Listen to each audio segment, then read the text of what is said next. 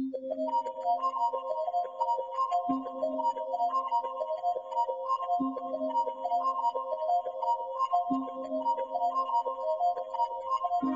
Nature provides everything for us: food, shelter, clothes.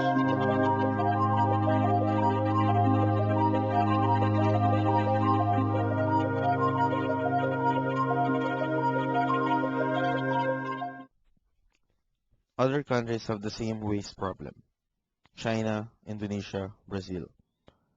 Pollution is an international problem. Everybody is affected and needs to do something about it.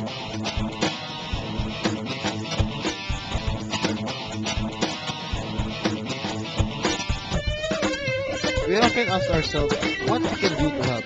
This is what we do in the Philippines. Hello, good afternoon. We're here with Ms. Gloria C. Buenaventura, the City Environment Officer of Marikina. And we're here to ask her a few questions. Good afternoon, ma'am. Good afternoon. So, what are the different programs initiated by the government? So way back in 1993, we started from once a week collection. Once a week. Yes. Now we have segregated collection, and it's basically 3 times a week. Once a week for the non-biodegradable and twice for the biodegradable. And now we are requiring the households to use their color-coded material to identify the type of waste that they bring out. Miss, where this trash actually being transported after you have collected it? We have the Metro Manila Development Authority operates landfill, sanitary landfill, somewhere in Rodriguez, part of Rizal Province. So it's about 30 kilometers from here. So we have to transport our waste from the city to the dump site. It's a travel of about distance is about 30 kilometers, and that would be about 2 to 3 hours travel time. No, but then now we have managed to transport only the residual type. You know, the residual type. They're not recyclable. The garbage that you accumulate after all the recovery or after all the recycling has been made. So like biodegradable waste, they can be composted and used as soil enhancer or fertilizer. So if you have a technology that will produce a high grade soil enhancer instead of fertilizer. But if not, you just have to convert this garbage into soil. And other recyclable items, like plastic, paper, you can easily sell them back to the factories. So, Miss, how is this trash being processed? How is this trash being processed? Well, as far as we're concerned, it's as simple as collecting them and further segregating them. Because we try to really simplify the policies that we're imposing to the household. So basically, there are only 2 types. At the household level, we're just requiring 2 types of garbage. One is wet, one is dry. But the dry garbage, you have to segregate them further and separate them according to the types. Like you have to separate the bottle from the paper, and if you have wet paper, you have to separate it from the dry. And then plastic, you have to separate the plastic, the types of plastic. You have the PET, like the bottle that we use in mineral water.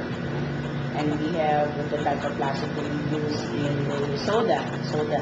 We have aluminum cans. So you just we have cardboards, yes. Segregate them, and then we sell them back to the factories. Ano po yung ginagawa nyo? Ito yung pagtitipid ng mga aluminum, saka banta. Mga aluminum? Pagkatapos anong ginagawa dyan? Pagtapos yung madurog? Sinasaka kasi hinihiwalay namin. Hinihiwalay? Ito yung klase ng tin can na nare-recycle. Ito po yung mga... Ito po, ano po to? Yung mga aluminum. Yun po, yung mga... Tin can naman yan. Tin can? Panta. Ano po yung mga ginagawa dito sa mga papel na to? Ano, pinipili yung bukod-bukod, ibang karton, ibang dyaryo, yung iba-ibang klase nga, tinatawag itong assorted. Ano po ba yung ano yung karton? Oo, iba rin. Tapos yung dyaryo, iniba rin. Pagkatapos po nun, ano po yung gano'n, yung kaya na nanghiwalay nila po, ano po yung gagawin ko? Isipin ko na yan. Yung kilo? Tapos, iipunin yan. Oo, isunin. Bubukod-bukod din. Kasi sa karton, ayun, assorted. Doon naman sa kabila, ang mga papel na puti. Iba-iba. Yan, iba yan. Hindi kami gumagawa. Ito po. Yan kami yung treat, ayun yung salamsan. Ano po yung ginagawa yung pinaghiwalay? Wala yung gabi na hiniwalay namin ito. Wahiwalay yan. Tapos po, pag nahiwalay na po, ano pong gagawin dyan? Tatawid na, tapos titimpan namin. If we can just really recycle all our garbage, there's no more need for dump sites, landfill.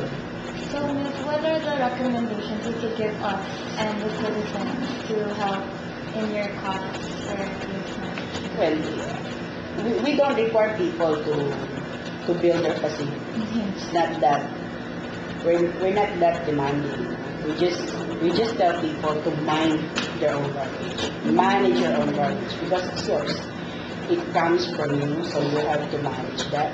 And the government will just be here to assist you, yes, in disposing of it and taking it somewhere where it will be beneficial and not harmful to the environment.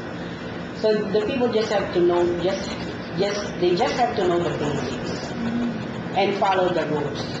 That's simple. Follow the law. So if the law says no burning of garbage, don't burn your garbage. If the law says you have to separate, then you have to separate. It's your responsibility. Yes, it's your responsibility. If you don't know anything about segregation, you just have to do is ask. And that's why we see to it also that we keep on coming up with educational materials. So that's part of our job. Bring awareness. And as far as we're concerned, I think education is the most challenging part. It's not really collection.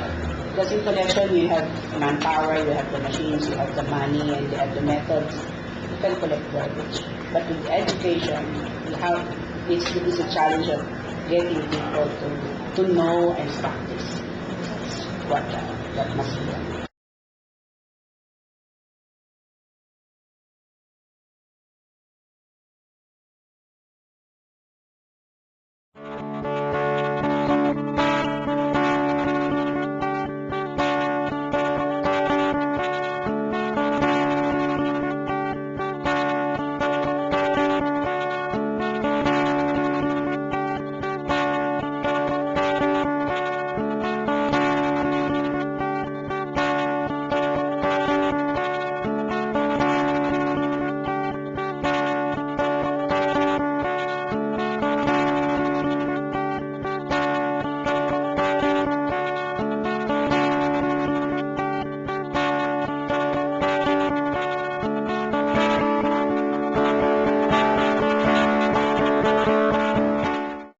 In our own little way, we can make a big difference.